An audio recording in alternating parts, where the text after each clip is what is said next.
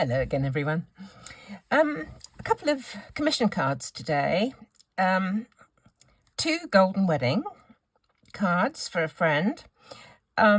She wanted the front to be similar, but obviously this lady, she always asks for an inside as well. So I do the wording that she wants inside the card.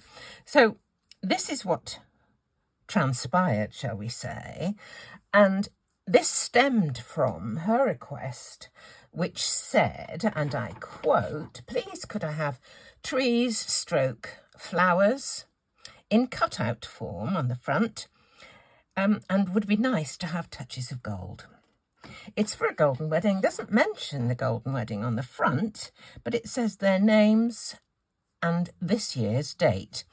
The reference to the golden wedding is in the message that she wanted put inside, and I've written exactly what she wanted put inside. So I'll just show you how I went about making this one, because I'm going to make another one that's practically the same. So when I started off and she said trees and flowers, I thought of this particular set of dies. I have made some golden wedding cards for her before, which had trees on, and I did it in various layers. This is a memory box die, and it's an aperture die with trees going across. So I'll just show you. I taped it to the rectangle die and cut them both out at the same time. For this one, I actually used my precision plate, because some of these tiny little bits here, you know, needed a bit of precise cutting. So here's my, so say, cutout form, as she put it, trees. And for the accents, the gold accents, I thought I would use just leaves. So that's going to go over there. I was thinking originally that I would do it on the normal size card that I use for this size cutout, which is that. And I thought to myself, that doesn't look very splendid at all. I think it needs a bit of zhuzhing up, really. So I decided to go up a card size and go to a 5x7, which is what this is. So again, I was thinking to myself, I'd like to keep it fairly white. She wanted it white, she said. But I wanted to add some interest to this bit behind. And I looked all through my dies, couldn't find anything that would just give it a little bit of interest. So what I decided to do in the end was to use a stencil just to emboss just a little interest onto this back panel. So, you know, you can have a look around your stencil, see what's going to go where, and place it wherever you like, really. So what I did was this. Here's my base platform. I'll just show you the sandwich, and I had to adapt slightly. Onto that, I put my rubber mat, and then my piece of card, and then, where should I put it? Don't know where I did with that one, actually. Let's go up there. Doesn't matter. Now, onto that, I need to put my embossing plate, which is my plain solid plate like this. But when I tried it and wound it through the machine, I could feel that there wasn't enough resistance. And if there's not enough resistance, you're not getting a very marked emboss. So I just added a few shims. These are just mylar sheets. And I think I put 2 of those on. And I think I also put this mat on, which is what I made just to mix paint and stuff on. So it's got quite a bit more substance. So I'm going to pop this through the machine now. And you can feel if it's, you know, difficult to do, if it's got a bit of resistance, then you're probably going to have a reasonable bit of embossing. So let's take it all out and have a look. Stencils, of course, are really very thin. And there, can you see that? Is the embossing on that piece of paper. Love it. Okay, let's pop that away. Put this back. Now, that onto there, but I wanted to have it raised. Can you see there's much more definition? You get a bit of a shadow if you raise it. So the next thing to do was to put some foam tape on the back of this piece. So let me just do that now.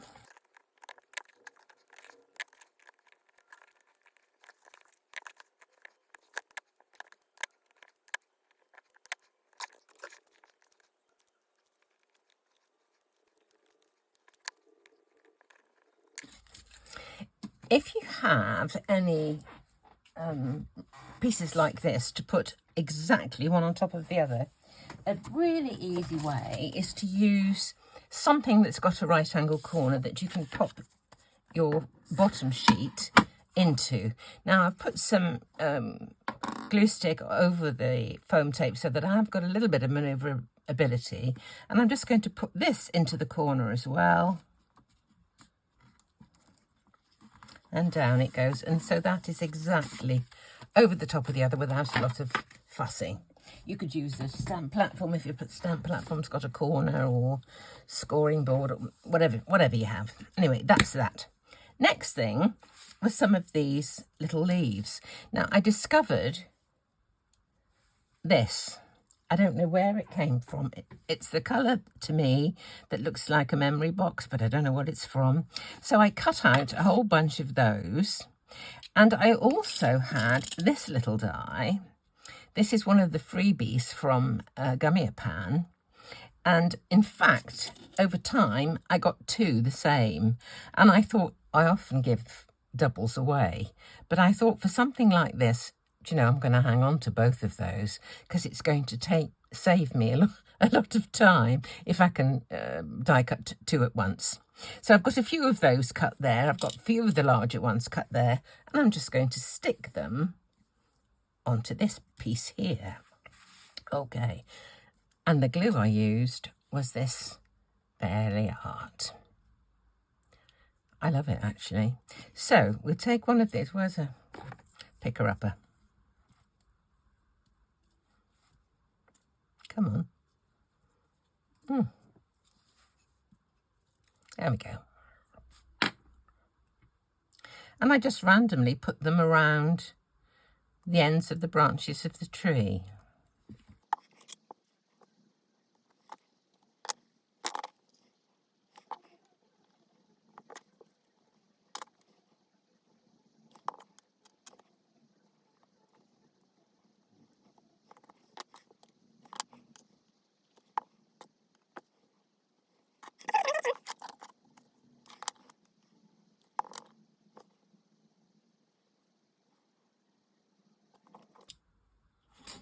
You know, I've just looked, they're not duplicates, they're different, aren't they?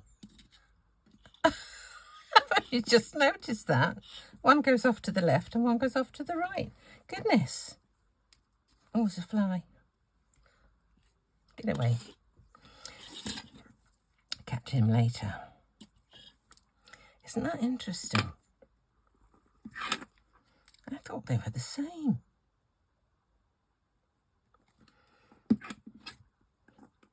I know one time I gave Deb what I thought was a duplicate, but I discovered afterwards that, in fact, I didn't have another one, but that's neither here nor there. It was similar, but not the same. So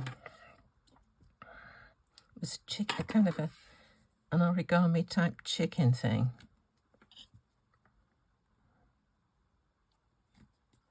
Right, we'll still keep going with these.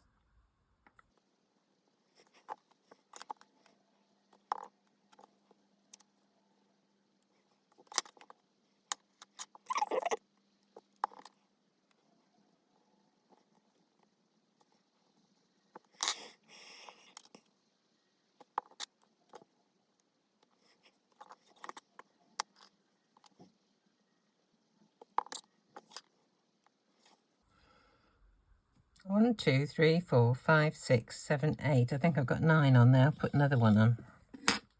Where's this chap going to go? Just in there, I think. And then a few more of the little ones.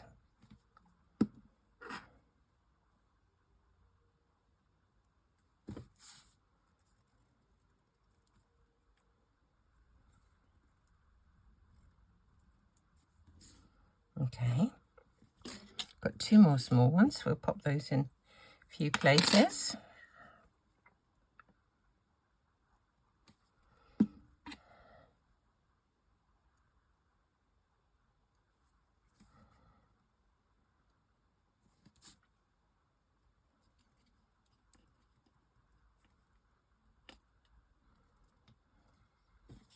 Last one. Where should we put this?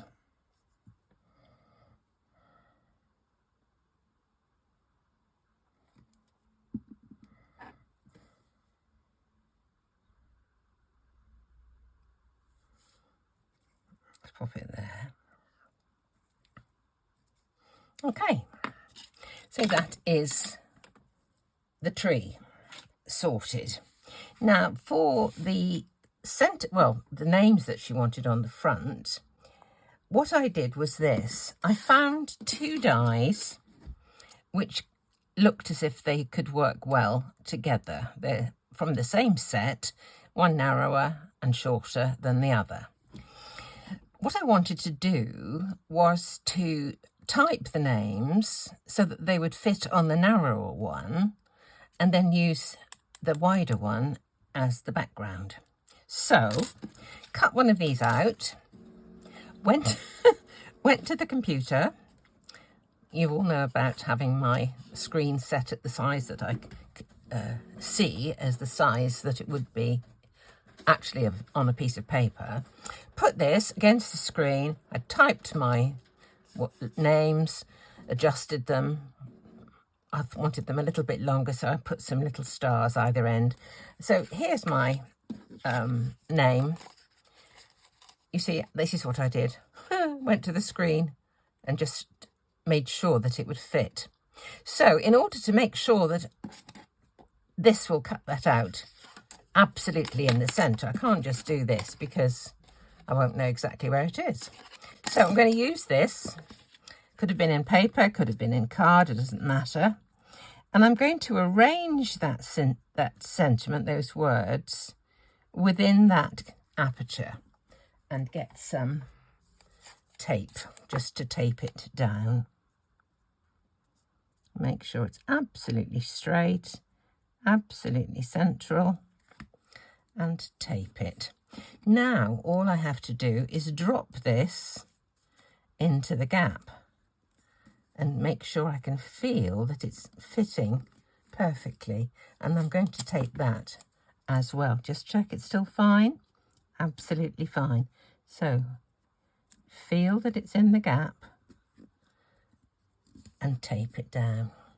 I like to do it in two stages like that because sometimes when I've tried to do the two together, I can't see that the actual words are centralised if I put the die on at the same time. So here we go. Let's cut this out.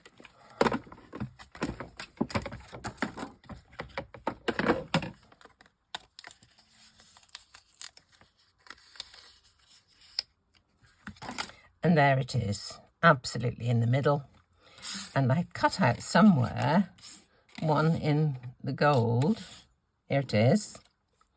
So that can be superimposed on there to go onto the front just here. Okay, what I did to do the mount to make it look a bit more splendid like this was this.